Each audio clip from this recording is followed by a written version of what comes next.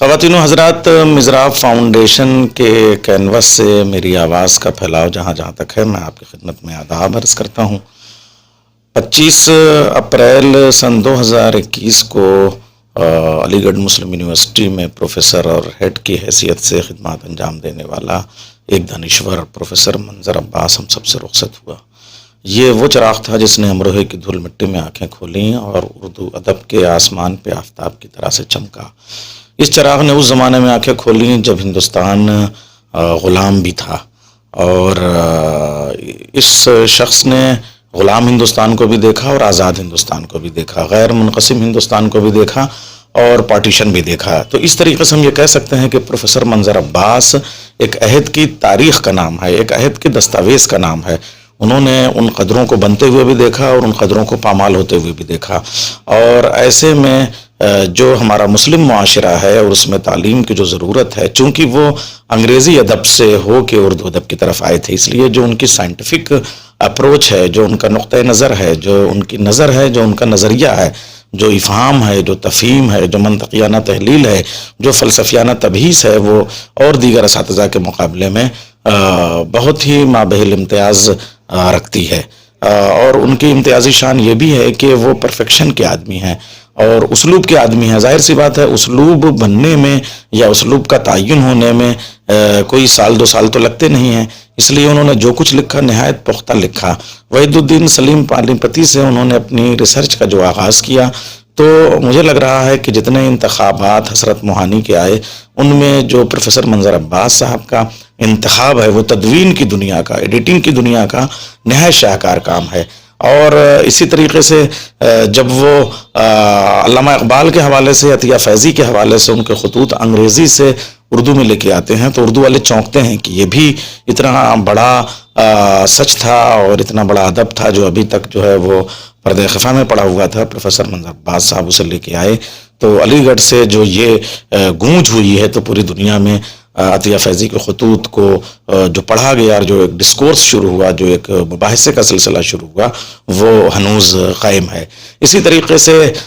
نغمات فرنگ کے حوالے سے پروفیسر منظر عباس نے جب اپنی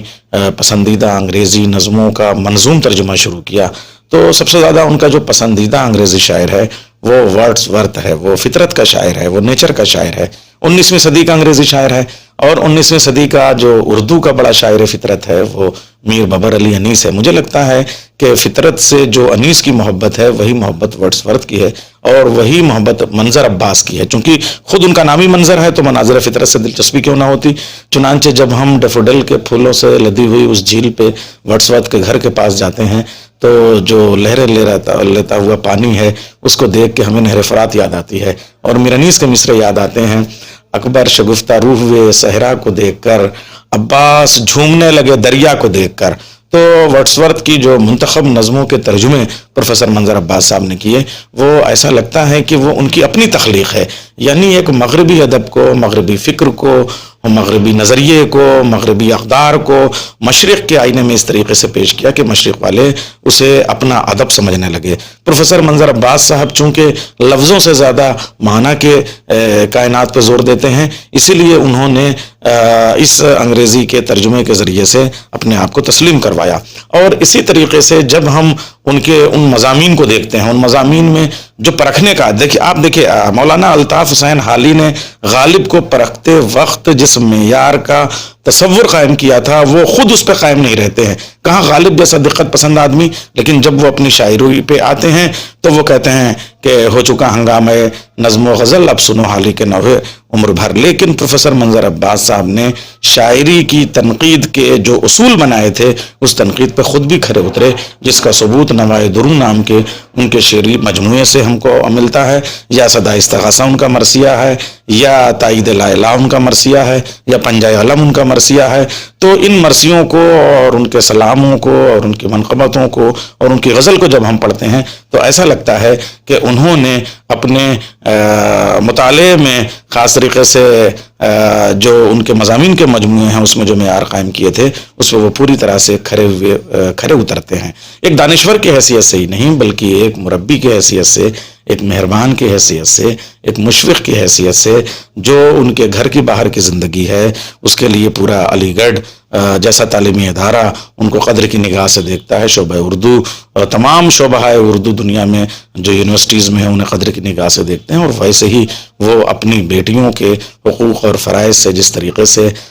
وہ ادا ہوتے رہے، اور اپنے دامادوں کو جس طرح سے انہوں نے آگے بڑھایا، اور اپنے گھر میں جس انسانی قدروں کے ساتھ انہوں نے زندگی گزاری، وہ بھی اپنے آپ میں اس قدر اہم ہے کہ آج 1 سال کا زمانہ گزر جانے کے بعد، دن رات کی سیاہی اور سفیدی گزر جانے کے بعد بھی ایسا لگتا ہے کہ پروفیسر منظر عباس ہمارے آس پاس بیٹھے ہوئے ہیں اور بیٹھے بیٹھے علم کا چشمہ جاری کر رہے ہیں۔ ایسا لگتا ہے ان کی تصویر سے ابھی وہ خود اتر آئیں گے اور وہ ہم سے گفتگو کرنے لگیں گے۔